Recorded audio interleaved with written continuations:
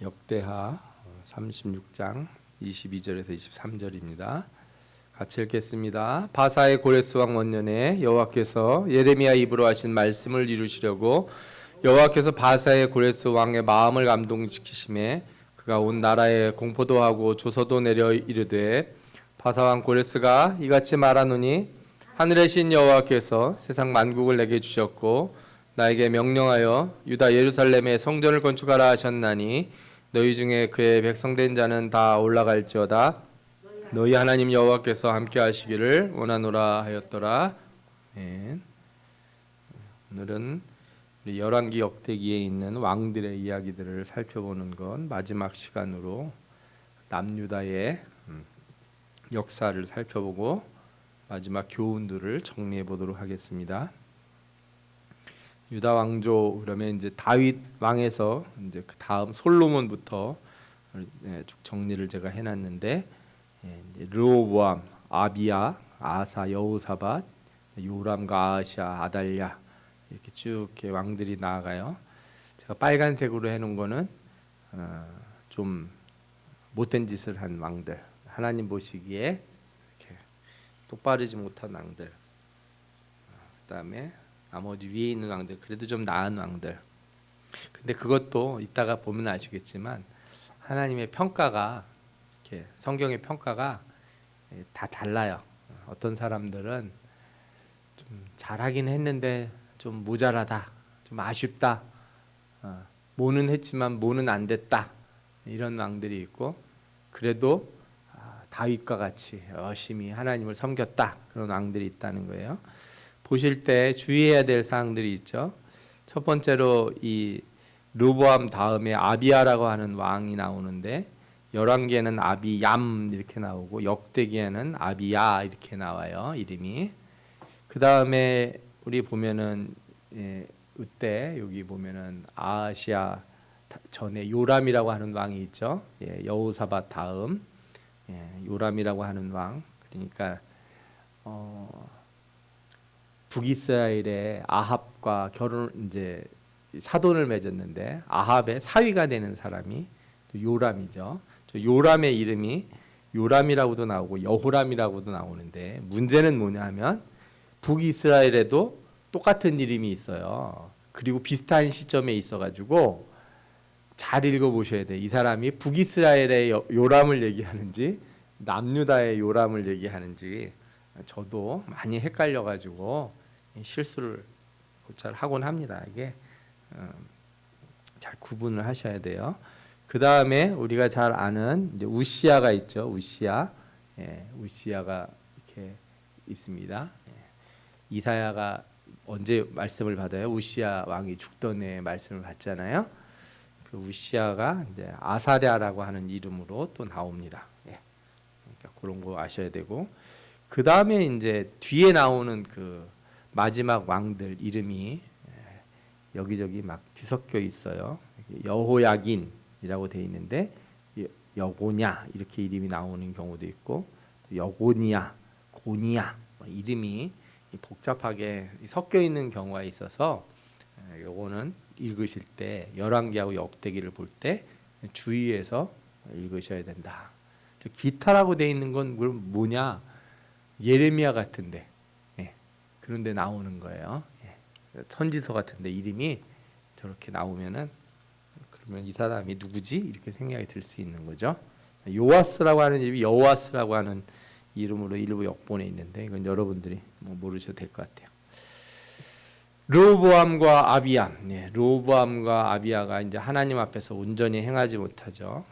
그래서 이 둘이 시대가 지나고 나서 아사가 왕이 돼서 하나님의 말씀대로 순종을 해서 이렇게 회복이 됩니다. 그러니까 르호보암과 아비야 시대는 이제 나라가 르호보암 때 나라가 쪼개지고 아비야 때도 악을 행했지만 아사가 왕이 돼서 이렇게 하나님 말씀을 순종하고 제사와 성전을 회복했다는 말씀이 나와요. 근데 이제 선지자 오뎃의 말을 들었다 돼 있는데 어디는 오뎃의 아들 아사랴라고 돼 있고 어디는 오뎃이라고 돼 있어요.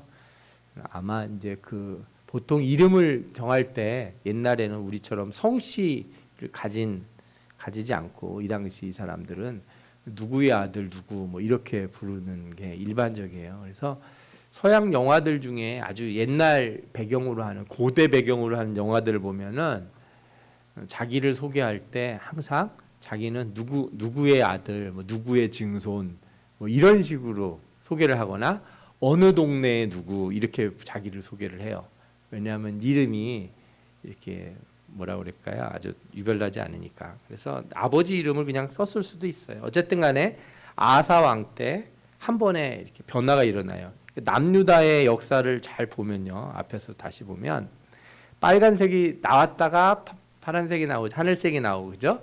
빨간색이 나왔다가 다시 하늘색이 나오고 빨간색이 나왔다 하늘색이 나오고 빨간색이 나오고 하늘색이 나오고 이것만 보면 뭐예요? 빨간색은 잘못한 거고 하늘색은 잘한 거니까 잘못했다가 회개하고 잘못했다 회개하고 잘못했다 회개하고를 반복하죠.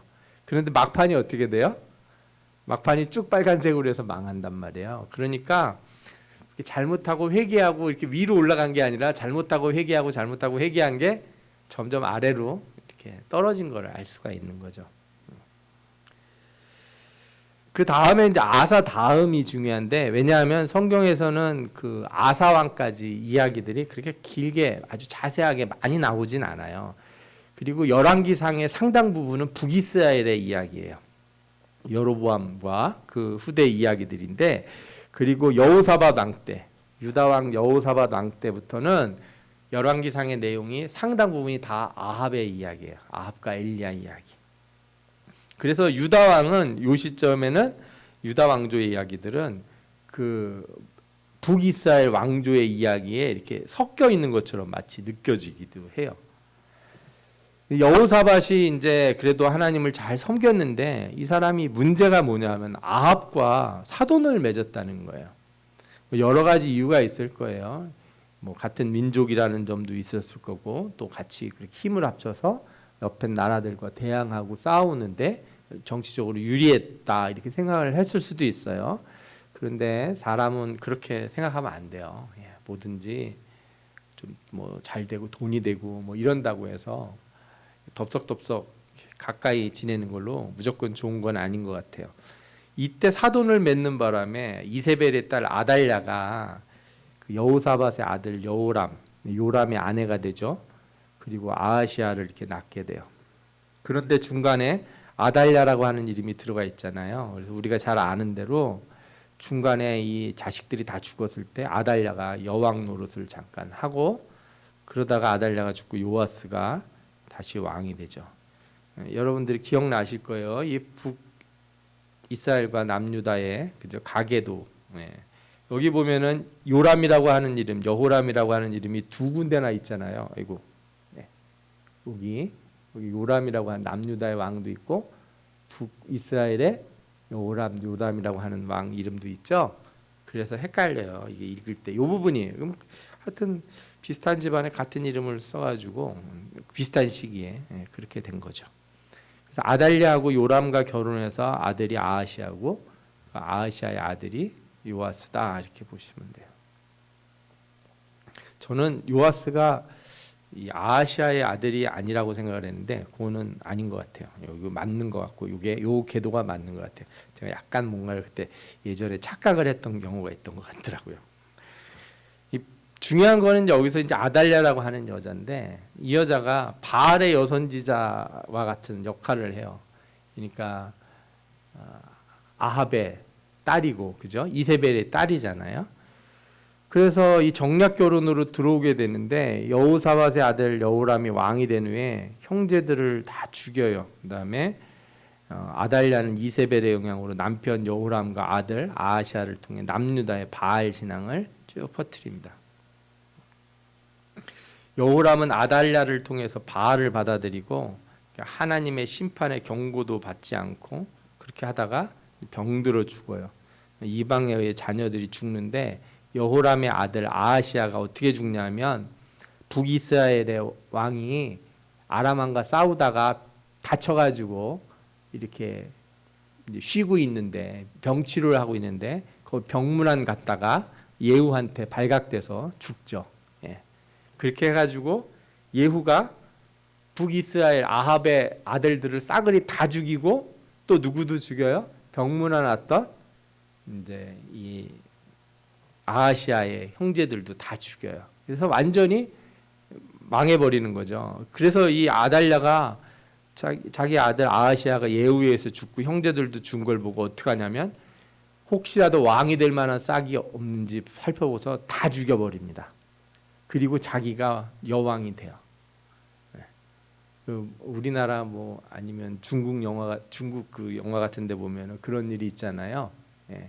막 이렇게 왕들을 죽이고 이제 뭐 여자가 이제 왕이 되려고 하는 거 그런 일이 일어나요. 그런데 이때 아하시아의 누이 여호세바가 이제 아하시아의 아들 요아스를 몰래 숨겨서 살려요. 이 여호세바가 누구랑 결혼을 하냐 하면은 제사장과 결혼을 해요. 그래서 제사장과 결혼해서 제사장이 몰래 그 요아스를 아들 한 명을 빼돌려 가지고 성전에서 길러요. 성전에서. 그러니까 성전에서 6년을 숨어서 애를 기르게 됩니다. 아하시아의 어머니 아달랴가 그의 아들이 죽은 것을 보고 일어나 왕의 자손을 멸절했다는 말씀이 나오죠. 아달랴가 왕이 된 지 7년 정도 지나서 여호세바의 남편 제사장이 여호야다가 왕의 호위병들에게 숨겨놓은 왕자를 보여줍니다. 그리고 이후 계획을 세워서 성전에서 요아스에게 왕관을 씌워주고 왕에 추대해요. 그래서 아달랴가 이 소리를 듣고 이제 왕이 되었다 하는 말을 듣고서 그죠? 반역이라고 소리를 치고 막 이렇게 달려드는데 어떻게 돼요? 성전에서 이제 죽이지는 않고 쫓겨나서 말들이 다니는 길거리에서 죽게 돼요.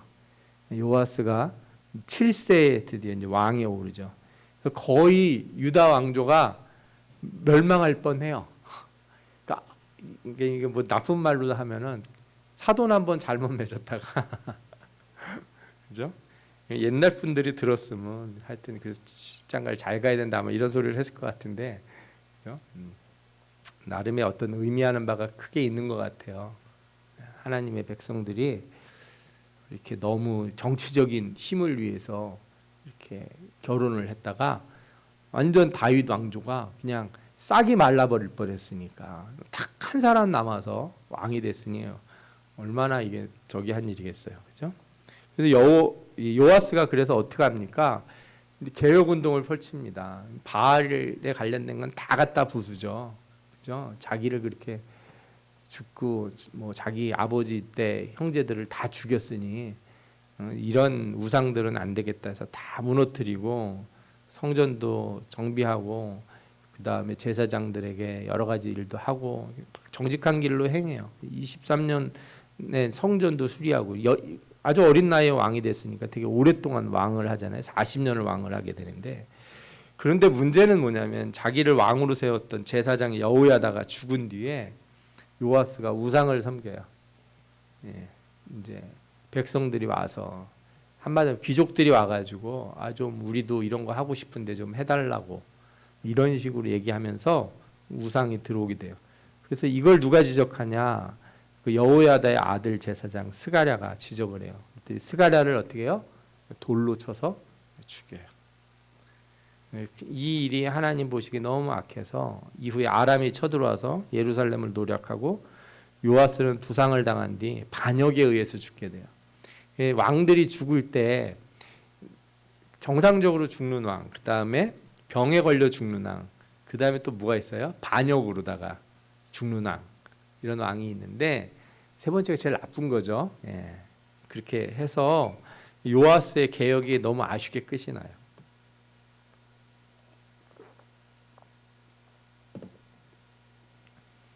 이때부터 이제 요아스에서부터 히스기야까지의 왕들이 나오는데 요아스 다음에 이제 아마샤, 우시야, 요담, 아하스, 히스기야로 가는데 아마샤, 우시야, 요담이 사실은 이제 뭐 좋은 왕들이기도 해요. 그러나 하나님 보시기에 결격 사유들을 쭉 가졌어요. 요때가 이제 아마샤 좀 지나면서 우시야 때까지 예후 왕조고 그 뒤에 이제 예후 왕조가 끝난 뒤에 스가랴, 살룸, 분이엠, 분이에가 배가 호세아 하면서 거의 그냥 막 몇 달 동안에 석 달 왕하고 죽고 막 이러는 북이스라엘에 난리가 나죠. 그리고 나서 아수르의 멸망을 하는 거예요. 얘가 히스기야 때 아수르의 멸망을 하죠. 우시야 때 우시야가 52년을 한 거 보면 우시야 때 남유다가 이렇게 되게 좋아져요. 그 이유가 있어요. 예후 왕조가 끝나서 그래요. 그게 아달랴가 이제 다윗 왕조를 아주 위협했지만 잘 끝나고 요아스가 왕에 올려서 개혁을 이뤄냈는데 제 후반에 다시 우상 섬기고 교만해서 반역으로 죽어요. 그 후에 왕들도 하나님을 섬기면서도 온전하지 못함으로 이제 아람과 에돔과 북이스라엘과 전쟁을 계속하게 돼요. 요아스 때는 아람이, 아마샤 때는 에돔과 북이스라엘이 쳐들어와서 아주 남유다가 쪼그라들어요. 힘을 잃어요. 그러다가 이제 북이스라엘이 여로보암 2세 때 제일 세지잖아요. 그때 이제 거의 제일 약하게 있다가 여로보암 2세가 끝나면서 유다가 이제 우시야 왕 때 돼서야 다시 좀 살만해지는 그런 힘을 얻게 돼요. 그 요아스의 아들 아마샤는 이제 25세 왕이 올려서 29년을 다스렸는데 평가가 어떻게 되냐? 하나님 앞에 정직했으나 온전하지는 못했다 이런 표현이 나와요. 여러분들이 중요하게 생각하셔야 돼요. 그는 아버지를 죽인 신하들을 처형을 해요. 그리고 에돔과의 전쟁에서 이기는데 갑자기 교만해져서 북이스라엘 요아스에게 대적을 하려다가 패하게 되죠. 이후 반역으로 죽어요. 그리고 우시야가 왕에 오릅니다. 우시야는 16살 때 왕에 올라서 하나님 보시기에 바르게 행하고 하나님이 그를 형통하게 하세요. 각 성을 정비하고 군대도 잘 만들고 아주 똑똑한 왕이어서 여러 가지 일들을 많이 해요. 블레셋과 싸워서 무너뜨리고 또 여러 성들도 갖고 땅도 넓혀요. 근데 우시야가 강성해지면서 다시 또 어떻게 돼요? 우시야도 교만해져요. 그래가지고 하나님 앞에 분향하는 일을 자기가 하려고 그러다가 나병이 생깁니다.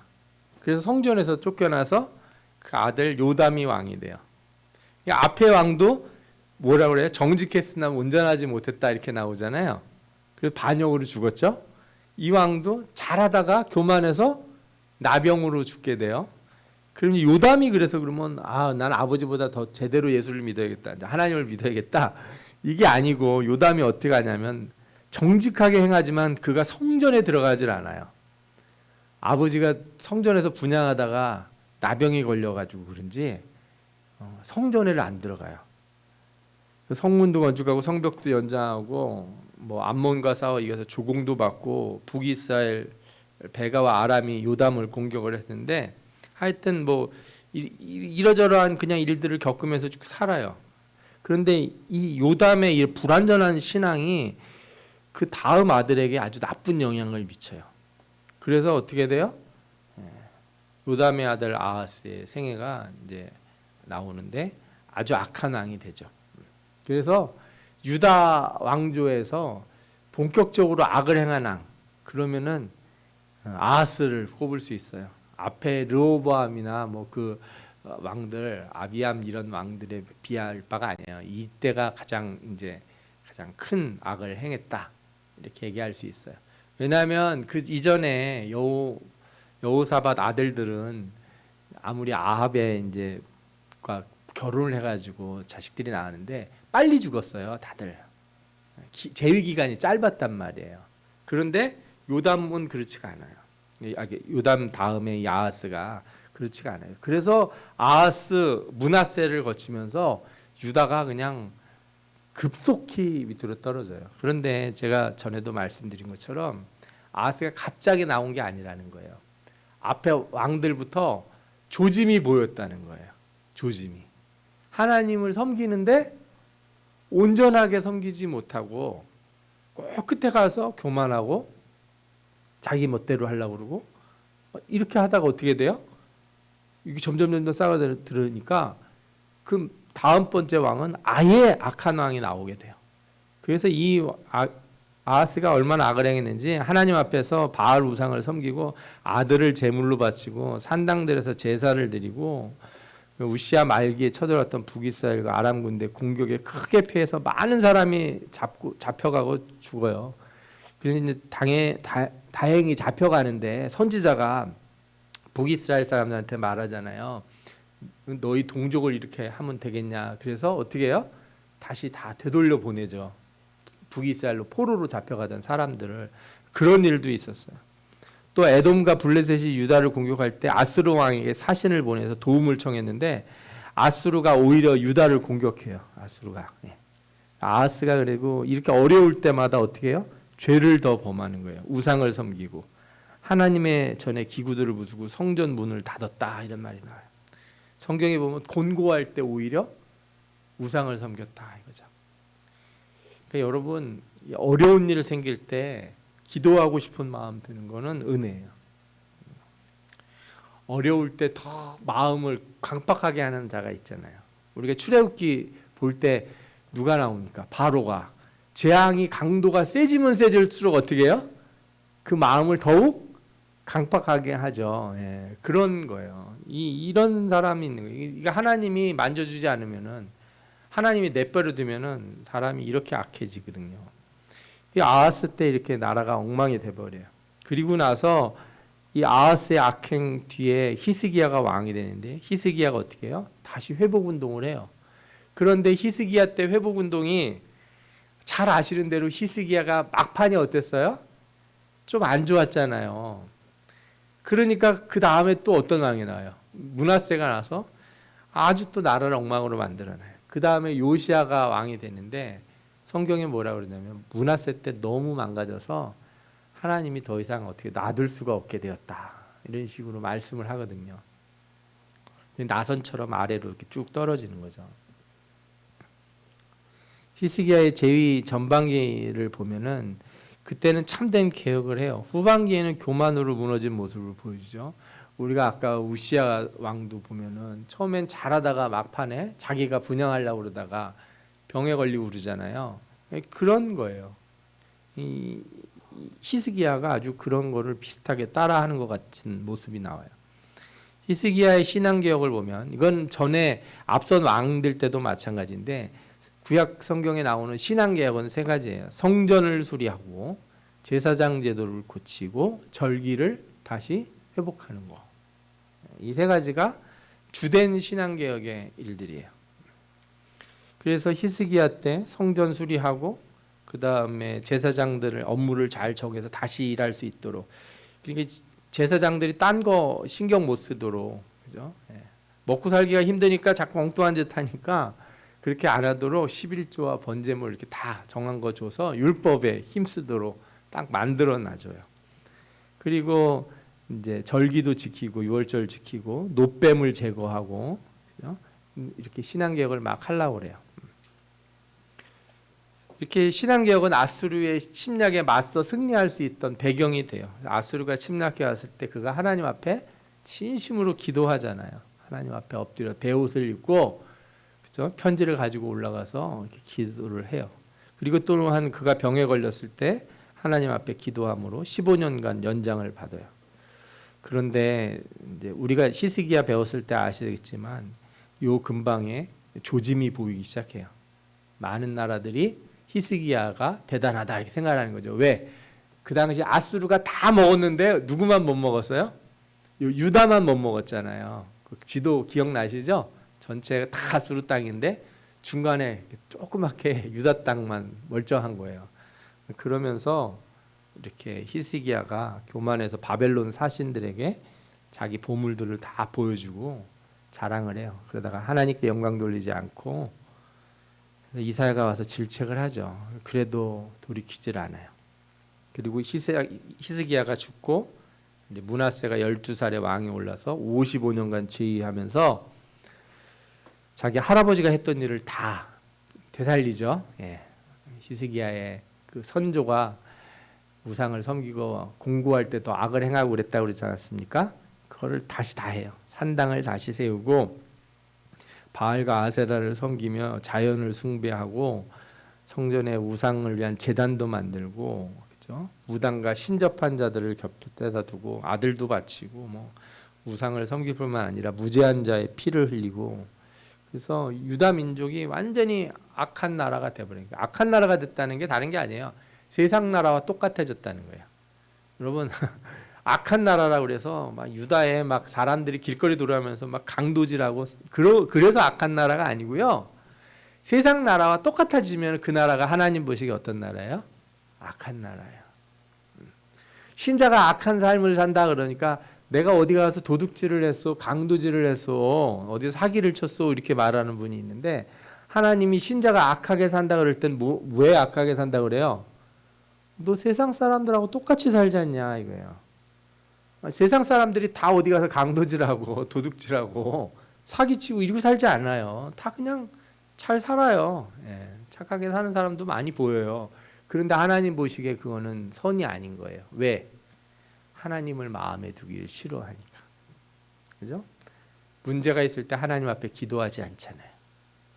세상의 방법을 구하잖아요. 하나님을 의지하지 않고 다른 길을 찾잖아요. 그게 악한 거예요. 이렇게 해서 므낫세가 이제 죽고 아몬이 2년 다스려요. 이 2년 다스린다는 이 왕들은요, 북이스라엘 때 대부분 그런데 앞에 왕이 엄청 잘못하면 그 다음 왕이 어떻게 돼요? 다음 아들이 대부분 2년하고 끝나요. 거의 왕 되고 그 다음에 죽은 거예요, 그냥. 예. 하나님이 므낫세 같이 악을 행한 이 왕을 버리셔서 신하들의 반역으로 죽어요. 그래서 제일 나쁘게 죽는 게 뭐라고요? 반역으로 죽는 거죠. 예. 그리고 백성들이 아들 요시아를 왕으로 삼아요. 요시아가 다시 신앙개혁을 합니다. 히스기야 마냥 8세 왕이 돼서 31년간 다스리며 하나님 보시기에 정직히 행하고 다윗의 길로 행했다 그래요. 성전을 수리하고 율법을 발견하고 그 말씀을 통해서 크게 회개를 해요. 바알과 아세라 모든 우상을 태우고 이방 대제사장을 패요. 제가 이거 보면서 그런 생각이 들었어요. 어떤 분이 이렇게 예수를 믿게 됐는데 예수 안 믿을 때 자기가 좀 좋아하던 것들이 있잖아요. 이 양반이 이제 친구들하고 이렇게 너무 관계가 좋은 사람이에요. 친구가 많은 사람들은 이렇게 친구들이 항상 이렇게 뭐 술 한잔 하자. 그리고 또 뭐 친구네 집에 가서 이렇게 고스톱 같은 것도 치고 포카도 치고 세상 사람들이 재미로 많이 해요, 그런 거를. 근데 이런 거를 아주 잡기에 능한 사람이었어요. 예수 믿고 안 하려고 하나님 앞에 결심을 했는데 신앙이 떨어질 때마다 뭘 하게 돼요? 그걸 하게 돼요. 자기도 모르게. 다시는 안 해야지 그러는데도 그러다가 또 어떻게 하게 돼요? 이제 한참 예수 믿을 때는 또 이제 신앙 좋을 때는 안 하다가 신앙이 약해 되면 또 뭘 하는 거예요. 사람들이 그런 분들이 있어요. 내가 믿음이 약해지거나 믿음이 약해진다는 걸 여러분들 꼭 영적인 것으로만 생각 안 하셔도 돼요. 몸이 약해지고 내 삶이 어려워지잖아요. 그러면 신앙이 흔들려가지고 옛날 버릇이 나오는 분들이 있어요. 그게 여러 가지 방편에서 그런 게 나와요. 안 하던 옛날에 내가 이거 예수 믿으면서 내가 하나님 믿으면서 내가 이거 별로 좋지 않다고 생각해서 끊었던 거를 다시 하게 되는 경향이 있다는 거예요. 그거를. 그 사람마다 뭔지 모르지만 다 달라요. 어떤 사람은 그게 뭐 술 같은 게 되는 사람도 있고 어떤 사람들은 어디 놀러 가는 거 뭐 이런 게 되는 경우도 있고 하여튼 종류가 다 다르니까. 그래서 신자들이 자기를 어떻게 점검을 해야 되냐? 내가 안 하던 거를 다시 하게 되는 순간에 자기를 봐야 되는 거야. 내가 이거 안 하려고 했었는데 다시 하게 되면 그때 뭐라고 생각해야 돼요? 내가 지금 문제가 생겼구나. 시금석을 삼아야 돼요, 그런 거를. 그게 자기의 뭐 말투일 수도 있고 행동일 수도 있고 생활 습관일 수도 있고 여러 가지 어떤 것일 수 있지만 그렇게 돼요. 이게 보시면 이 한 나라지만 한 사람의 인생으로 생각해 보면은요, 한 사람이 예수를 잘 믿었다가 또 엉망으로 했다가 다시 회개하고 돌아왔다가 또 엉망으로 했다가 왔다 갔다 하는 삶을 보여주는 거는 똑같아요. 한 나라의 모습이기도 하고 한 사람의 신앙의 모습이기도 하다고. 이게 구원받은 자가 왔다 갔다 하는 거예요. 그래서 왔다 갔다 할 때마다 뭐예요? 옛날에 다 부셔버렸던 바알 아세라 상 어떻게 해요? 다시 만들어놔요. 제단 헐었던 거 어떻게 해요? 다시 쌓아. 그러다가 또 신앙이 좋으면 어떻게 돼요? 내가 이걸 왜 또 했지 하고서 다 없애버려요. 다 갖다 버려. 그래 놓고서 또 성경책 놓고 찬송 막 부르다가 또 어떻게 해요? 거기다가 또 갖다 놓고. 이런 걸 반복을 한다는 거예요. 요아스가 이제 다시 다 태우고 다 부시고 하나님 앞에 바로 서려고 이렇게 애를 써요. 그런데 하나님이 요시야를 좋게 보셨지만 그래도 이 유다가 징계를 받아야 될 때란 선을 넘었다는 걸 말씀을 하시고 이때부터 이제 어려운 일이 생겨요.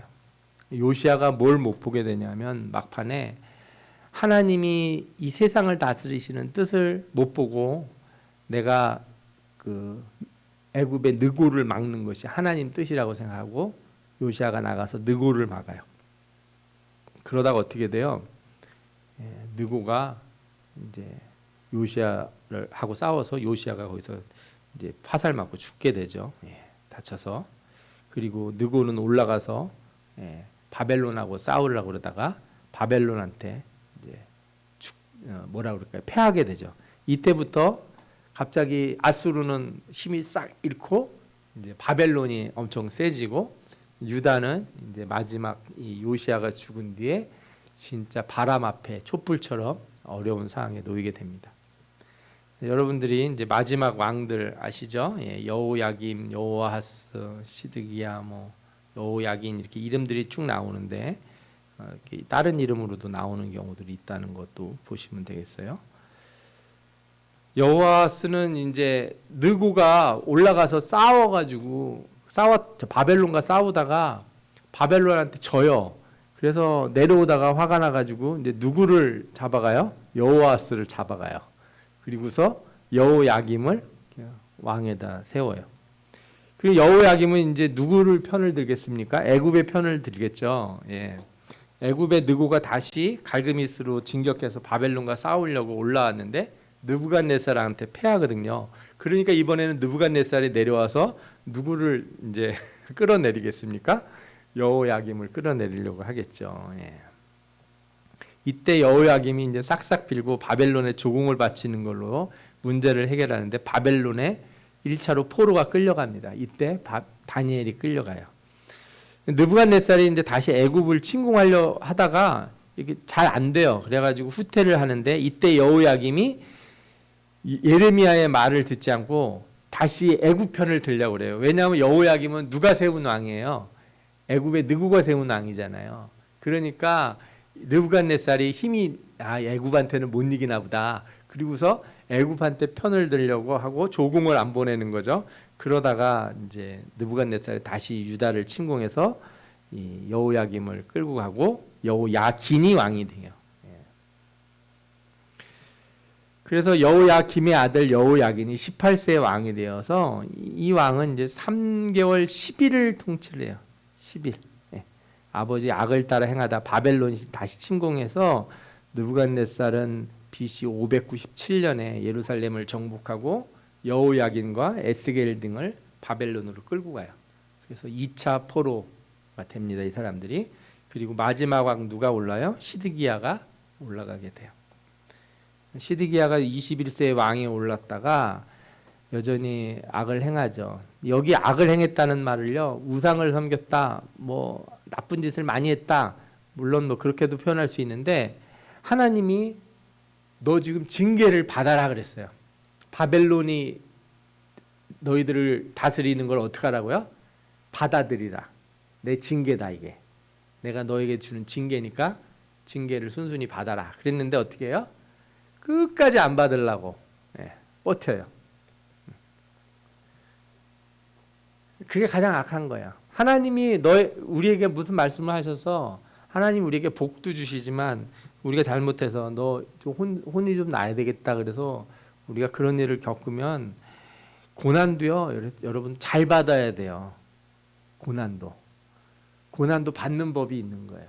고난도 잘 받으면 하나님이 어떻게 하시냐? 그 고난을 뭘로 바꿔줘요? 축복의 기회로 바꿔줘요. 근데 고난을 받았는데 그 고난 안 받으려고 막 하고 원망하고 막 계속 버팅기고 그러면 어떻게 돼요? 일이 더 커져요. 더 커져요. 그래서 여러분 축복을 받을 때도 그렇고 고난을 받을 때도 그렇고 뭘 하든지 하나님 손에 이렇게 나를 두시고 나를 때리시더라도 하나님 손에서 두시고 그죠? 내게 복을 주시더라도 하나님 손 안에서 내가 복을 받아야 돼요. 시드기야가 이렇게 말을 안 듣다가 어떻게 돼요? 제 9년에 바벨론이 다시 예루살렘을 포위했을 때 애굽의 원군을 요청해요. 바벨론 군대가 잠시 떠났다가 다시 애굽 군대가 퇴각을 하자 도로 공격을 해서 30개월 동안 포위를 하는데 이때 예루살렘이 아주 극도의 혼란에 빠집니다. 예루살렘이요, 이 역사적으로 이런 일이 여러 번 있었어요. 나중에 이게 로마가 와서 무너뜨릴 때도 그렇고요. 예루살렘은 그냥 공격하기가 아주 까다로운 지형이에요. 그냥 공격하기가. 예. 그래서 여기서는 버티면 어떻게든 버티는데 버틸수록 뭐 물은 어떻게든 뭐 구할 수는 있겠지만 양식은 구할 수가 없잖아요. 버티다 자기 자식들까지 잡아먹을 정도로 아주 극심한 비참한 상황에 놓이게 돼요. 그러다가 나중에 이제 멸망을 하게 되죠. 시드기야 11년에 예루살렘이 함락이 되고 시드기야가 이때 몰래 성을 빠져나와서 아라비아로 도망치다가 잡히죠. 그래서 눈도 빠지고 자기 왕자들도 다 죽고 그렇게 돼요. 그리고 그 뒤에 다시 시위대장이 와서 성전과 왕궁을 부수고 예루살렘 성을 무너뜨려 버려요. 성전의 모든 기물을 다 가져가고 사람들을 포로로 잡아가죠. 이때가 이제 완전히 끝나는 때예요. 그리고 나서 이제 그달라가 총독이 돼서 유다를 관리하는데 이 사람을 또 죽이죠. 사람들이 이 사람을 죽이고 도망쳤다가 나중에 이 도망친 사람들이 결국에는 어디로 가게 되냐면 애굽으로 가게 돼요. 근데 그때 가기 전에 예레미야에게 묻죠. 애굽으로 가야 되겠다. 뭐 이런 얘기를 물어 어떻게 하면 좋겠느냐고 묻는데 가지 말라고 그러는데 어떻게 해요? 끝까지 가서 거기서 다 죽게 된다 하는 예언을 듣게 되죠. 예. 그리고 나중에 이제 성전이 무너진 후 70년 만에 스룹바벨과 함께 돌아온 자들이 성전을 재건하고 그 뒤에 느헤미야가 돌아와서 예루살렘 성을 재건하게 됩니다. 예. 그리고 성경에는 이제 마지막으로 여호야긴이 사로잡혀가 지 37년 되던 때 다시 풀려나서 왕위를 회복하지만 그거는 바벨론에서 이렇게 이제 지위를 회복한 거지 돌아와서 왕이 되지는 못해요. 그래서 유다 왕족은 더 이상 왕이 되지 못하고 왕가가 끊겨요. 그리고 나서 우리가 잘 아는 대로 나중에 이제 누가 왕족이 돼요? 레위 지파 왕족이 되죠. 하스모니안 왕가. 그리고 그 하스모니안 왕가가 끝난 다음에 끝난다고 그래야 되나요? 엎어지면서 로마 군대 들어오면서 이제 에돔에 그렇죠? 헤롯이 왕이 되죠. 그리고 나서는 그래서 예수님이 왔을 때 다윗의 자손 예수 그리스도 이렇게 부르는 그 메시지가 이게 역사적으로 보면 대단한 메시지인 거예요. 다윗 왕조가 끊어졌는데 드디어 다윗 왕조가 생겼다. 헤롯이 두려워할 수밖에 없는 거예요. 이 유대인들이 가지고 있는 오랜 오래된 그 예언의 말씀이 다시 누가 오게 돼 있어요? 다윗 왕조가 다시 오게 되거든요. 다윗 왕이. 이건 이제 뒤에 가서 말씀드릴 건데, 그러니까 헤롯 왕이 그 예수님이 이렇게 다윗의 자손이라는 말을 듣고 그리고 메시아가 온다는 말을 들을 때 헤롯 왕가가 헤롯 대왕 때부터 경기를 낸 이유가 다 있어요. 그 다음에 로마도 계속 주의를 살피고 그 다음에 바리새인과 사두개인들도 사람을 보내서 계속 뭐라고 물어봐요? 당신이 오실 그 사람입니까? 이렇게 물어보잖아요. 왜 그러겠어요? 이게 중요한 거니까. 다윗 왕조가 와야 되니까. 성전도 세워지고 나라도 세워지고 다윗 왕이 다시 오면은 완전히 회복된다고 믿고 있었거든요. 그런데 또 다음에 다시 또 확인을 해보도록 하고요. 배우도록 하고요. 그래서 제가 정리를 좀 해보면 이 북이스라엘 왕조는요. 무슨 일을 날 때마다 다 누구하고 비교를 당했냐면 여로보암과 비교를 당했어요. 그래서 여로보암의 길로 행했다. 여로보암의 죄에서 벗어나지 못했다. 다 그렇게 얘기했죠. 그럼 남유다 왕들은 누구하고 가장 비교를 평가를 받냐면 다윗이에요. 다윗의 길로 행했냐 못했냐.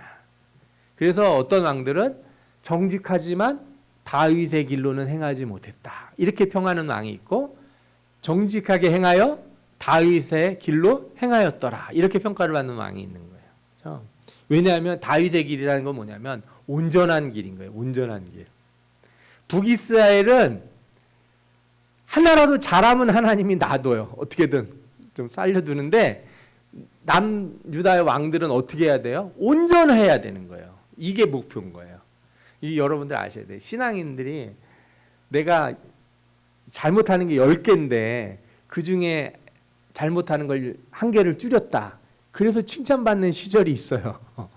우리가 그럴 때가 있다고요. 내가 잘못하는 게 10개였는데 하나를 안 하고 8개만 하고 9개만 하고 그러다가 8개로 줄이고 5개로 줄이면 하나님이 너 정말 열심히 신앙생활 하려고 애를 쓰는구나 이렇게 칭찬하는 때가 있어요. 그런데 어느 시점이 딱 돼서 성령을 체험하고 온전히 하나님의 말씀을 맛본 사람은 하나님이 너 왜 그 한 가지를 못 버려서 아직까지 그러고 있냐 이렇게 말할 때가 있어요. 참, 아니 전에는 제가 10가지 중에 8가지를 엉망을 하고 2가지밖에 잘 안 할 땐 그렇게 칭찬을 하시더니 이제는 내가 8개를 잘하고 2가지를 그걸 안 했다고 그 2가지를 맨날 뭐라고 그러시면 어떡하냐면 그만큼 하나님이 높게 쳐주는 거거든요.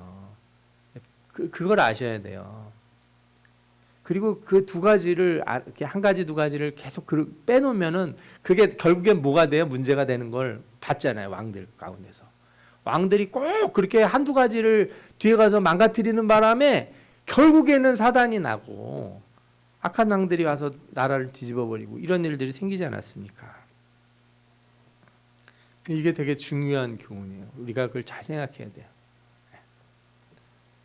그 다음에 신앙개혁은 사회개혁에 대해요. 여러분들 신앙개혁할 때 히스기야 때나 여러 왕들 때 3가지를 얘기 드렸죠. 성전의 회복, 제사 회복, 절규의 회복. 그런데 이사야서를 보면요, 여기에 대해서 분명히 지적을 해요. 신앙개혁은요 반드시 뭐하고 연결돼야 되냐면 사회적 개혁이랑 연결돼야 돼요. 사회 공의와 정의가 회복돼야 돼요. 그러니까 율법 중에서 제사율법만 잘 지키면 되는 게 아니라는 거예요. 사람들이 착각하는 게 그거예요. 내가 예수 안 믿다가 교회 다시 나오면 내가 신앙이 회복됐다고 생각하는데 천만의 말씀이에요.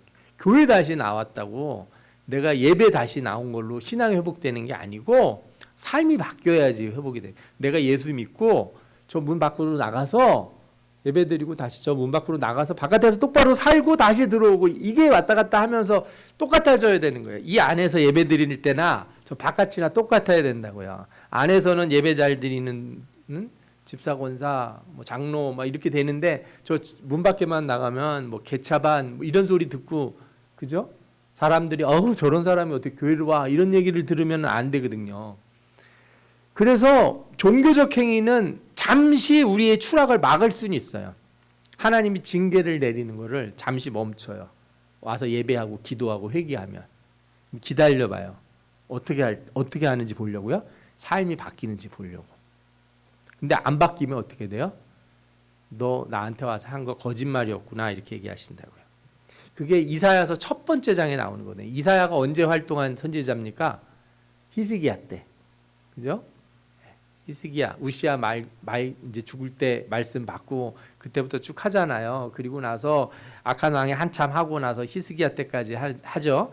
히스기야 때 히스기야가 기도를 부탁한 선지자가 이사야잖아요. 이사야가 1장에 뭐라고 썼어요? 너희의 무수한 재물이 무엇이 유익이뇨? 너희 수양의 번제와 살찐 짐승의 기름에 배불렀다. 나는 제사를 요구하지 않았다. 헛된 재물 다시 가져오지 말라. 분향은 내가 가증히 여기는 바요. 월삭과 안식일과 대회로 모이는 것도 그러하니 성회와 아울러 악을 행하는 것을 내가 견디지 못하겠노라. 너희들이 신앙개혁을 한다고 그러는데 뭐가 안 바뀌었다는 거예요. 그거 하면서 악을 행하는 거. 그래서 그 뒤에 계속 뭐라고 그러세요? 내 마음이 너희의 월삭과 정한 절기를 싫어하나니 그것이 내게 무거운 짐이라. 너희가 손을 펼 땐 내가 내 눈을 너희에게서 가리고 너희가 많이 기도할지라도 내가 듣지 아니하리니 이는 너희의 손에 피가 가득함이라. 너희는 스스로 씻으며 스스로 깨끗하게 하여 내 목전에서 너희 악한 행실을 버리며 행악을 그치고 선행을 배우며 정의를 구하며 학대받는 자를 도와주고 고아를 위하여 신원하며 과부를 위하여 변호하라 하셨느니라. 너희들 예배드리고 제사 드리는 게 문제가 아니고 뭐라고요? 삶의 방식이 문제다 이거예요. 악을 그쳐라. 제사는 그만해도 된다 이게. 그렇게 하지 말고 이게 돼야 된다는 거예요. 이게 이 신앙개혁을 했던 유다의 문제예요. 왜 그렇게 히스기야나 요시야 때 그렇게 개혁을 했는데도 왜 멈추지 못했느냐, 그렇게 말아보면 이 문제를 꼽을 수가 있어요. 그렇기 때문에 하나님이 므낫세 때 악을 더 이상 돌이킬 수 없다고 했어요. 왜냐하면 더 이상 이렇게 이 삶에 배어 있는 거를 완전히 깨버리기 전에는 안 된다는 거예요. 잠시 회개로 멸망을 멈춰보려고 하지만 하나님이 어떻게 해요? 성전과 예루살렘을 다시 세우기로 결정하죠. 새롭게 창조하시기로 해요. 그래서 새로운 창조가 어떻게 돼요? 다윗 왕조는 예수 그리스도로, 땅의 이스라엘은 하나님의 나라로, 이스라엘 민족은 성령으로 부르심을 받은 자들, 이렇게 바뀌는 거죠. 이게 말세에도 똑같아요. 다시 오시는 날에 주님이 오실 때 새하늘과 새 땅과 새 예루살렘이 임하고 성령으로 충만한 그의 백성들 이렇게 부르시잖아요. 그죠? 그 부르시기 전에 뭐가 있습니까? 심판이 있어요.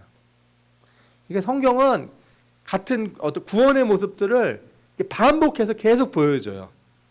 아브라함을 이렇게 불러내셔가지고 하나님 백성을 삼으시는 일, 애굽에서 끄집어내셔가지고 그죠? 가나안 땅에 들어가게 하는 일, 가나안에서 나라가 세워졌는데 다시 망했다가 거기 다시 회복하게 하는 일, 그리고 예수 그리스도를 보내셔서 그죠? 우리를 구원하시고 교회를 세우시는 일. 그 다음에 또 뭐가 남았어요? 마지막 남은 게 뭐예요? 주님 다시 오셔서 심판하시고 새하늘과 새 땅이 임하는 일. 같은 일이 계속 반복해서 나오는 거예요. 창조, 뭐 노아, 아브라함 때부터 이게 이 같은 모습, 구원의 어떤 메커니즘을 똑같이 보여주고 있어요. 그래서 하나님은 이 유다가 망할 때 새 창조에 대한 예언들을 선지자들을 통해서 계속 해줍니다. 뭐라고 나오냐면 성령을 부어주시고 메시아가 오셔서 왕이 되실 거고 새로운 성전을 세우겠다, 이런 말씀을 하시는 거죠. 에스겔서에 대표적으로 나오는데, 백성들아 내가 너희 무덤을 열고 너희로 거기에서 나오게 한즉 너희는 내가 여호와인 줄 알리라. 내가 또 내 영을 너희 속에 두어 너희가 살아나게 하고, 이때부터 성령을 부어주시겠다고 한 거예요. 다시 살아나게 하시겠다는 거예요. 그죠? 내가 너희를 너희 고국 땅에 두리니 나 여호와가 이 일을 말하고 이룬 줄 너희가 알리라. 그리고 내 종 다윗이 그들의 왕이 되리니, 에스겔서 37장 24절에 나오잖아요.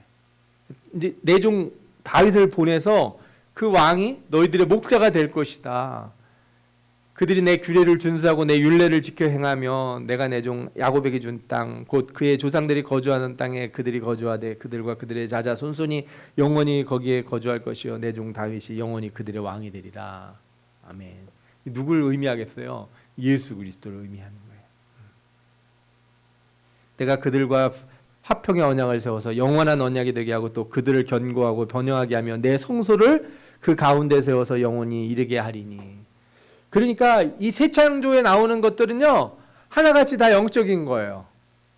그 땅의 이스라엘이 아니고 땅의 성전이 아닌 거예요. 그래서 여러분들 어떤 사람들이 지금도 저 이스라엘 땅에 그 시온산에다가 그 성전산 뭐 시온산 부르고 그러잖아요.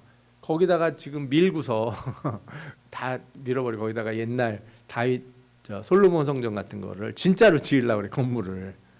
예. 그러면은 이제 누가 온다고요?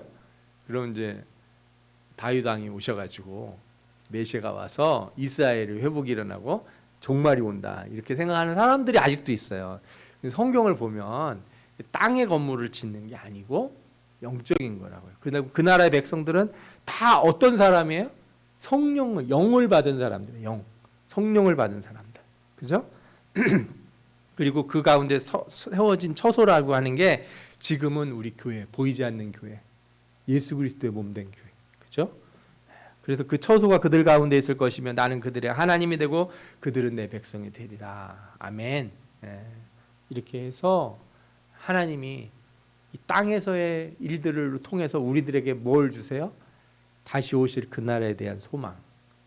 우리가 어떻게 그 나라를 준비해야 되는지, 우리가 어떻게 하지 말아야 되는지 우리에게 오늘 말씀으로 잘 가르쳐주고 있는 줄 믿습니다. 아멘. 우리 말씀을 생각하면서